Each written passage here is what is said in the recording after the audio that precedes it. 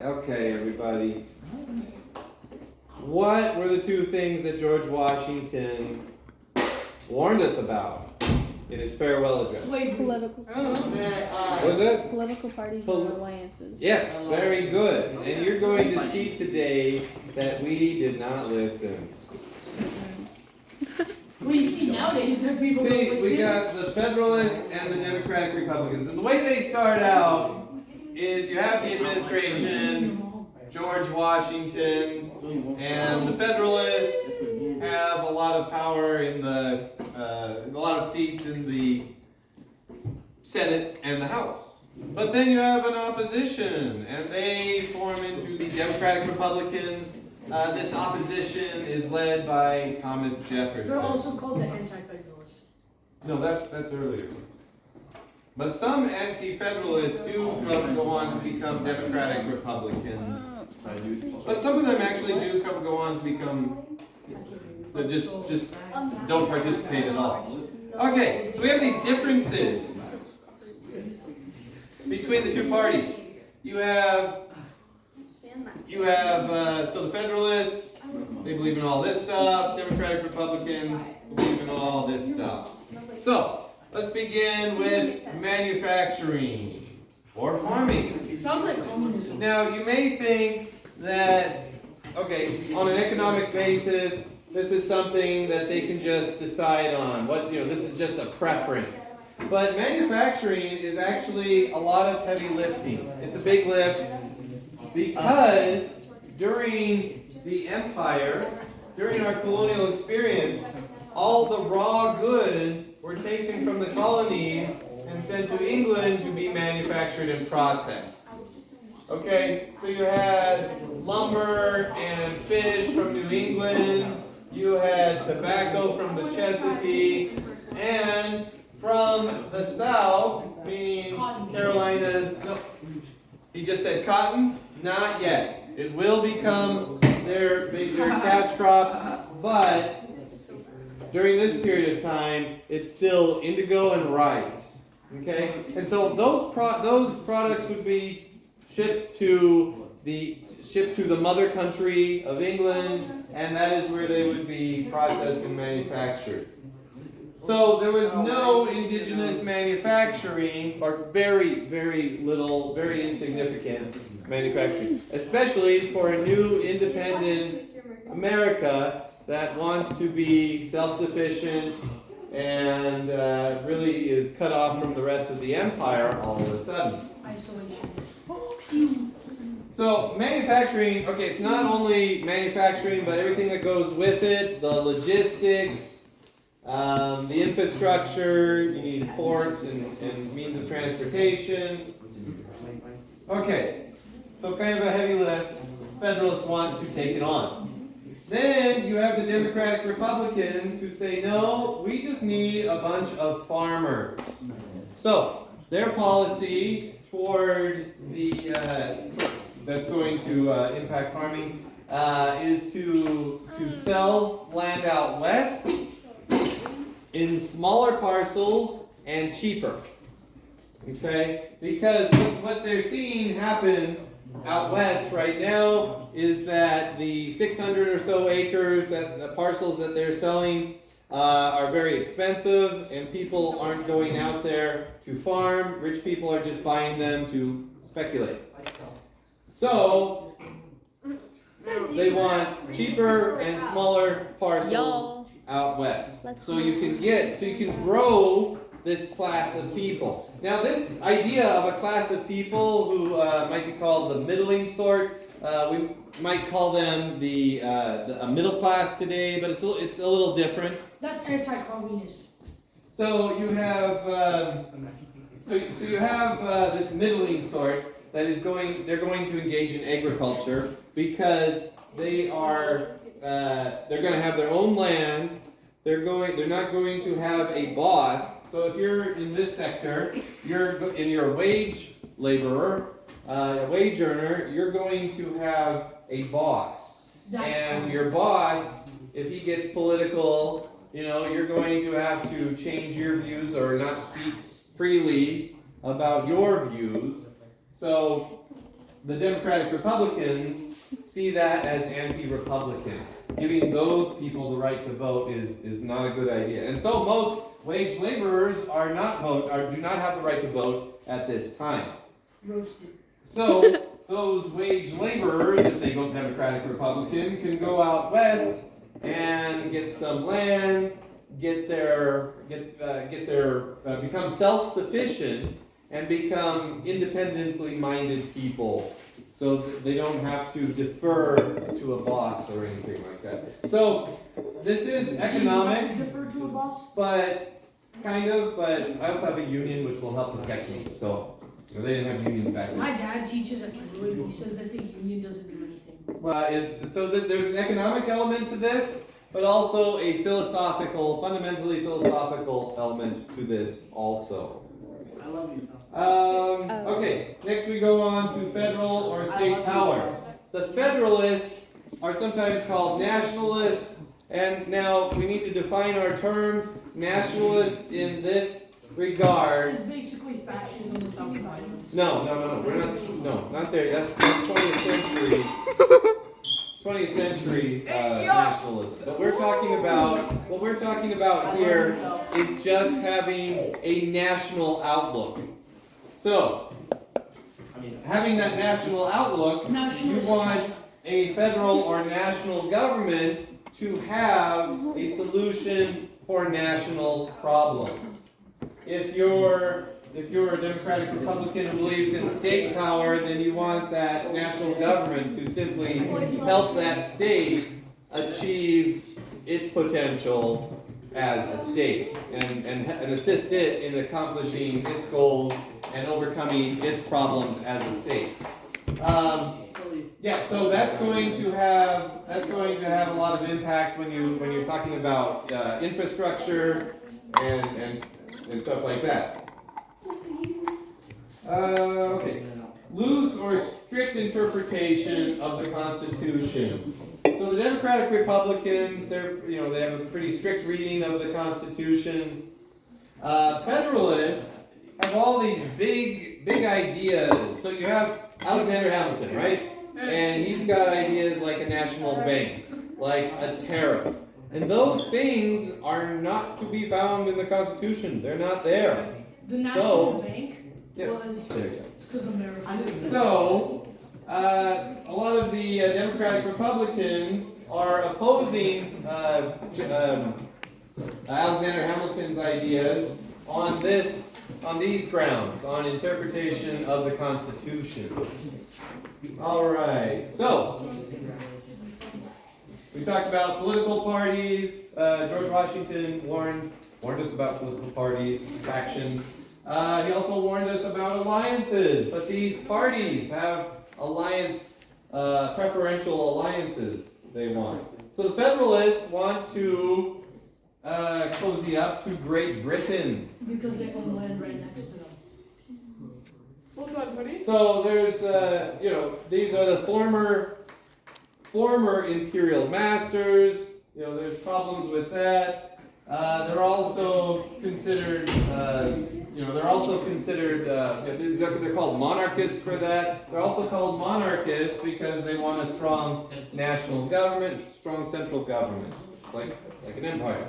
So then we have the Democratic Republicans, and they want to. It has a very strong central. They want France. This is very reckless at this time because France is becoming very belligerent with all its neighbors, and they want our help. Napoleon is becoming belligerent. Napoleon is a general in the French military at this time. Very successful general. He destroyed all of Italy. Yeah, Like Venice. Yeah, that's very sad. He just destroyed them. Yep. In like 2 days. And then another economic issue, you have the tariff. And the Federalists are pro-tariff. They want it to be high for a few reasons, because they want the national government to have stable revenue, and they want to support manufacturing. So the idea here is that you have a tariff, the long-term goal of, some would say, would be to have a tariff to support manufacturing. Once manufacturing is able to compete with foreign products, then you lower the tariff. But that's not going to happen for a long time. And then you have, this one, it didn't start out as being so controversial, because you had places like in South Carolina with Charleston, South Carolina, they had a little bit of manufacturing there. And so early on, they were okay with the tariff because they thought it was going to benefit them. But as the South later on becomes even more dependent on cotton, they don't really care about the tariff anymore, and they become staunchly anti-tariff, just like all the Democratic Republicans. So at this time, it's more of a party issue. It becomes a regional issue later on because of cotton. So, in foreign policy, John Adams is having issues with France. Britain is who's XYZ affair. I'm getting Britain is seizing American ships and Who? forcing their sailors into the British Navy.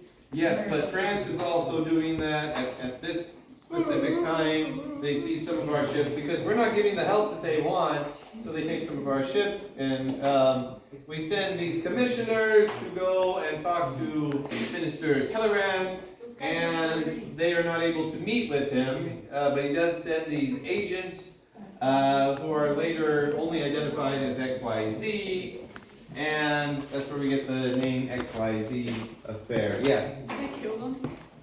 No. So what's going on is that they go, they're talking with the agents and XYZ, and they the agents want a bribe for Talleyrand, and they want a loan for France. Okay, this is even before they've had a chance to talk to anybody in charge. So this really upsets the American, Republican sensibilities. They're supposed to be, they're both republics. They're supposed to be dealing with each other on a similar footing, more equal footing than this. This is very manipulative. Yeah. And then Napoleon just was like, I'm in power now. Yeah. And then they just didn't. Yeah, do you know Napoleon was actually like, 5 So we have, so what's going on here is that we have this idea that we're supposed to be dealing republic to republic, and they are still dealing in a more European tradition of, bribes and getting on someone's good side, that type of thing. That's why we should invade all of Europe. And so we have this. We developed this slogan, something like, millions for war, not a penny for bribes, because we're expected to pay bribes just to deal with the French. It never really develops into war, but we do have, George Washington is actually recalled to lead American forces. John Adams dresses up in a military uniform for the first time. He has a sword and everything. We would win. But we really thought about going to war, but we didn't. So that was a good thing. Next. Okay, domestically, we have the issue of nullification in the Virginia and Kentucky resolution. So what happens, let me give you some background. We have the Alien and Sedition Act. And that's what made John Adams so controversial. Yeah, so in the Alien Act, it's a law where you can just deport a foreigner who is just deemed dangerous. You have the Sedition Act where any citizen who's caught criticizing the government can be put in jail or fined. Which is not very Republican at all. No. But that's an amazing law. I think that should happen. We should execute them. So what we have is I know it's a great these laws, which are actually unconstitutional, and if they, if they were implemented today, what would we do? We They would just take the government to court, and we would invoke the, First Amendment or. Not really, both of the political Okay. parties would just make it another issue to argue. So, but we don't have that understanding. We don't have the idea of judicial review yet. We don't have John Marshall and with Marbury versus Madison yet. So they don't take it to court. What happens is Thomas Jefferson and James Madison write these resolutions and give them to the legislatures of Kentucky and Virginia, and they pass these resolutions saying that as a state we are, when it comes to our land, we are the ultimate sovereign here, and we will choose which laws to enforce and which federal laws not to enforce. Can you imagine if it was like with the president system nowadays, where like the vice president is the guy who gets the second most votes, like Donald Trump and Hillary Clinton That would in be, the same that'd be office? really cool. That would be chaos. Force us to work together, right? Not So- really, just nothing would happen. So this becomes a basis for states' rights ever after, and it's very controversial. It's never fully resolved because we have an election coming up, and these laws are the election of 1800, and these laws are repealed by the new administration. But this continues to have an impact on us today. Almost every session of our legislature here in Idaho and other states, they will introduce a nullification law. It usually doesn't go anywhere, but it is still an issue that a lot of people think the Civil War dealt the death blow to, but it's still an idea that gets put out there. Next slide. Okay, so on to the election of 1800. Adams does a really poor job, but really who was gonna look good after George Washington? Really, who was gonna? Yeah. No, like, well, Abraham Lincoln did. Further down. So he came after Buchanan, who was a complete failure too. So, He did. so John Adams, very controversial by the end of his administration, the end of his first term.